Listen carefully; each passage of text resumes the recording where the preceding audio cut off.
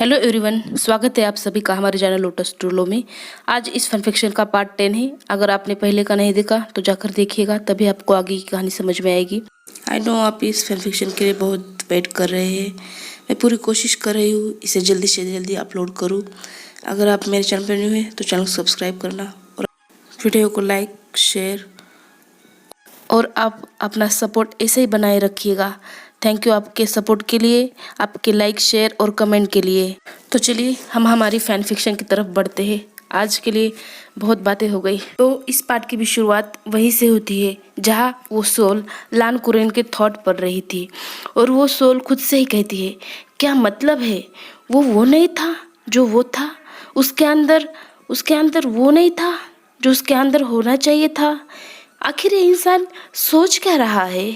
ये सोचते हुए वो सोल झटके से लान कुरैन से दूर हो जाती है और कहती है, नहीं नहीं, इसके आगे के थॉट देखने से अच्छा है कि मैं दोबारा मर जाऊंगी। लान कुरैन की आंखों के आगे विंग की पिछली सारी यादें एक के बाद एक घूम रही थी कि कैसे उसने उनका विश्वास जीता था और आखिर में उन्हें कैसे उसका एक बड़ा राज पता चला था। वो राज जो जियांग फेंग मियांग ने पूरी क्लान से, पूरी दुनिया से छुपा के रखा था और खुद विंग इस बात से अनजान था कि उसके अंदर आखिर क्या है। ये याद आते ही लान कुरैन अपनी हेड को शेक करते हैं और वांग जी से कहते हैं, वांग जी प्लीज मुझे कुछ देर के लिए अकेला छोड़ दो, यहाँ से जाओ, चले जाओ वांग जी। ये सुनकर वांग जी अपने अंकल को बो करता है और बाहर जाता है। के बाहर जाते ही लान कुरैन कहते हैं, वांग जी तुम्हारी इस हरकत की वजह से मैं भी उसका अनजाने में ही सही लेकिन गुनहगार तो हूँ। किसी को भी अपने कल्टीवेटर पार्टनर से दूर करना ये तो गुनाह है और ये गुनाह मुझसे हुआ है। यहाँ से निकलने के बाद वांग जी बिना देर किए जिंगशी जाता है जहाँ युवान बेड पर लेटा था और उसके पास सिचन बैठकर उसे ठंडे पानी की पट्टियाँ दे रहे थे। वांग जी कहता है, ब्रदर्स क्या हीलर्स ने इसे जांच लिया? क्या कहा हीलर्स ने, बताइए ना। सिचन कहता है, वांग जी हीलर्स ने कहा है कि इसका बॉडी टेम्परेचर कम नहीं हुआ तो ये अपनी यादें खो सकता है और ये कुछ मेडिसिन उन्होंने एवरीडे देने के लिए कहा है जब तक वो ठीक नहीं हो जाता। वो मेडिसिन अपने हाथों में लेकर वांग जी कहता है, ठीक है ब्रदर, आप आराम कीजिए, मैं इसके पास रुकता हूँ। वांग जी को सिचन हैरानी से देख रहे थे और सिचन वांग जी से कहते हैं, वांग जी क्या तुम कुछ नहीं कहना चाहते, एक्सप्लेन नहीं करना चाहते जो तुम जाते वक्त यहाँ से बोल कर गए थे। लेकिन वांग जी की खाली आंखें देखकर सिचन समझ जाते हैं कि वांग जी अभी कुछ बताना नहीं चाहता, कुछ कहना नहीं चाहता। सिचन के इन सवालों का जवाब देने के बजाय वांग जी युवान के पास जाकर बैठता है और उसके छोटे छोटे हाथ अपने हाथों में लेकर उसे उसके हाथों पर चूमता है।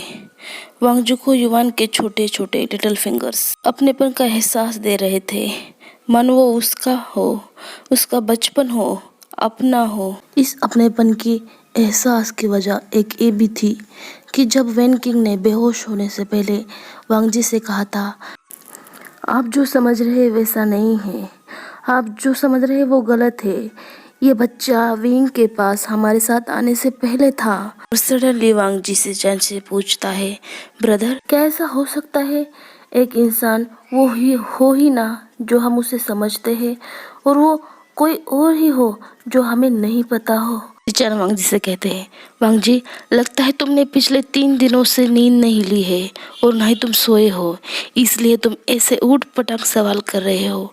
अच्छा होगा कि तुम अगर अपनी नींद पूरी कर लो और फिर हम बाद में इस पर बात करते हैं।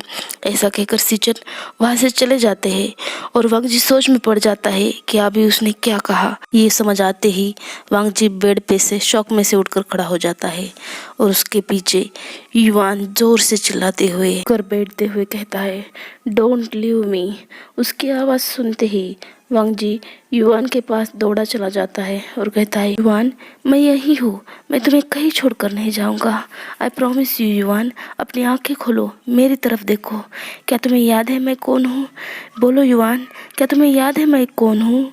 लेकिन युवान जब वांग जी की तरफ देखता है उसके मुंह से फादर निकल जाता है और वो वांग जी को कस के गले लगा लेता है। सुनकर तो वांग जी भी कहता है, हाँ युआन, मैं तुम्हारा फादर हूँ और मैं तुम्हें कहीं छोड़कर नहीं जाऊंगा। युआन अपने छोटे छोटे हाथों से वांग जी को और कस के पकड़ता है और कहता है, फादर हमेशा साथ रहेंगे ना, आप मुझे छोड़ के तो नहीं जाएंगे ना।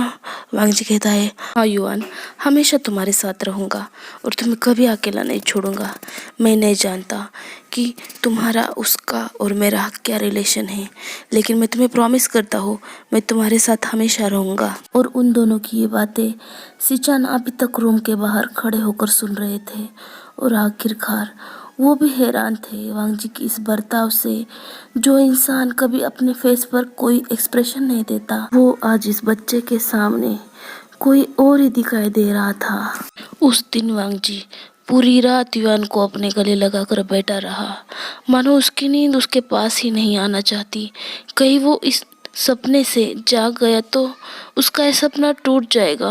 वो पूरी रात नहीं सोया, सोचकर कि विंग की आखिरी निशानी अब उसके पास है और इसे वो अपने पास से कहीं नहीं जाने देगा और ना ही अपने से दूर करेगा। बाकी सूरज की हल्की किरणें जब उसके चेहरे पर पड़ी तब उसे पता चला कि सुबह हो चुकी है। जल्दी से उठकर युआन को बेड पर अच्छे से लेटा देता है और उसके फोरहेड पर एक किस करता है और कहता है, युआन तुम मेरा यहाँ इंतज़ार करना, मैं जल्दी आऊँगा। अंकल से बात करके अपने अंकल के कमरे के बाहर वो अपने घुटनों पर बैठ जाता है। अब हमें लोटस पेयर का दिखाते हैं, जहाँ पर उस वार के बाद मैडम यू को 4 दिन बाद होश आया था और उनके बेड के पास एक तरफ चेंग तो दूसरी तरफ जियांग फेंग मियांग बैठे थे। होश आते ही मैडम यू रूम के चारों तरफ देख रही थी। उन्हें वह सब दिखाई दे रहे थे। यान ली जो बेहोश थी, रुलान जो उसके पास था, चेंग, जियांग फेंग मियांग, लेकिन उनकी नज़रें तो विंग को ढूंढ रही थी। चेंग की तरफ देखते हुए चेंग से कहती है, चेंग विभूषण कहाँ है? वो दिखाई नहीं दे रहा। मुझे पता है वो इतना लापरवाह है कि वो आज भी यहाँ नहीं होगा। मुझे उससे यही उम्मीद थी। लगता है उसे मेरी डांट कम पड़ गई है। बुलाओ उसे। अपनी मदर की ऐसी बातें सुनकर अब जियांग चेंग डर रहा था। वो पूरी तरह से काँप रहा था। क्या उसे सच बता देना चाहिए अपने मदर को कि मदर मैंने ही उसे मारा है, मैं ही उसके डेथ का कारण हूँ। लेकिन चेंग कुछ कह पाता उससे पहले जियांग फेंग मैंग कहते, यू मेरी बात अच्छे से सुनना। मानता हूँ कि ये मेरी गलती है, मैंने तुमसे उसकी सच्चाई छुपाई और तुम्हें आज तक ये नहीं बताया कि वो कौन है। मैं मानता हूँ कि मेरी वजह से तुम्हें अपनी गलती का एहसास बहुत देर बाद हुआ। मेरी वजह से तुमने हमेशा उसके साथ बुरा बर्ताव किया, लेकिन चेंग ने जो किया उसमें उसकी कोई गलती नहीं है। वो उससे गुस्सा था क्योंकि उसके पेरेंट्स की उसकी वजह से मौत हो गई। ये गलतफहमी चेंग को तो क्या, अगर मुझे भी होती तो मैं भी वही करता। मैडम यू कहती है, आखिर तुम कहना क्या चाहते हो? ऐसी बातों को गोल गोल मत घुमाओ, बोलो बताओ कहाँ है विभूषण? चेंग अपनी मदर के पास जाता है, उनके हैंड्स अपने हैंड्स में लेकर अपना हेड नीचे करता है और अपनी मदर से कहता है, मदर मैं जानता हूँ मैंने बहुत बड़ी गलती की है। मैंने उसे उस पहाड़ी से नीचे गिराया है। मैं पूरी तरह से डर गया था। आपको, सीजे को और फादर को, आप तीनों को ब्लड से लथपथ देखकर मुझे कुछ समझ नहीं आ रहा था। इसका जिम्मेदार उसे समझ रहा था और मैंने गुस्से में आकर उसे नीचे गिरा दिया। मदर आप मुझे जो चाहे वो सजा दे सकती है। मैडम यू चेंग को एक जोरदार स्लैप मारती है और कहती है, गुस्सा था? क्या तुमने सुना नहीं था हम दोनों ने क्या कहा था? मैंने और तुम्हारे फादर ने उसे वहां से ले जाने को कहा था, ना कि उसे नीचे धक्का देने को। फिर तुम उसके साथ ऐसा कैसे कर सकते हो चेंग? वो तुम्हारा ब्रदर था, तुम्हारी फैमिली था। तुम्हें उसे बचाना चाहिए था, ना कि मारना था। बस इतना ही प्यार था तुम्हारे मन में अपने ब्रदर के लिए? बोलो चेंग। चेंग अपनी आंसू भरी आंखों से अपनी मदर की तरफ देखता है और कहता है, मदर मैं उसे वापस लाऊंगा। मैं जानता हूँ उसे कुछ नहीं हुआ, वो जिंदा है क्योंकि वो उस चमकती हुई रोशनी के साथ गायब हुआ है। मदर मैं उसे वापस लाऊंगा। मैडम यू कहती है, मैं तुम्हारे ये आंसू नहीं देखना चाहती, मैं उसे देखना चाहती हूँ। मैं उसे माफ़ी मांगना चाहती हूँ जो मैंने उसके साथ अब तक किया। डी सिस्टर को तो बहुत पहले ही खो चुकी हूँ, लेकिन उसकी आखिरी निशानी भी आज मैंने खो दी, वो भी तुम्हारी वजह से। बोलो चेंग। मैडम यू इतनी ज़ोर से चीख मारती है कि रुलान जो वहाँ सो रहा था वो रोते हुए उठता है और ज़ोर ज़ोर से रोने लगता है। मैडम यू उसके पास जाकर उसे अपने हाथों में लेती है और यानली को कहती है, यानली उठो, रुलान रो रहा है। लेकिन उन्हें क्या पता था कि यानली अब तक बेहोश है। ये सुनकर जियांग फिंगमियांग उनके पास जाते हैं और उन्हें अब तक की जो बातें हुई है वो सब बताते हैं। ये सुनने के बाद मैडम यू कहती है, आखिर मेरी गलतियों की सज़ा यानली को मिल रही है और वो भी अपने बच्चे को प्यार नहीं दे पा रही, क्योंकि मैंने भी उसे माँ का प्यार बचपन से नहीं दिया था ना, है ना। ये कहकर मैडम यू रुलान को गले लगाकर फूट फूट कर रो रही थी। जियांग फिंगमियांग कहते हैं, नहीं यू, तुम्हें पता नहीं था, तुम्हें सच पता नहीं था, इसीलिए ये हुआ। फिंगमियांग आगे कहते हैं, यू यानली बहुत जल्दी ठीक हो जाएगी, बस उसे वो सोल रिकवरी सिरप चाहिए। लेकिन उस हादसे के बाद पता नहीं बाओशान शरण कहाँ है, और आज तक कोई पता नहीं कर पा रहा कि वो कहाँ मिलेगी।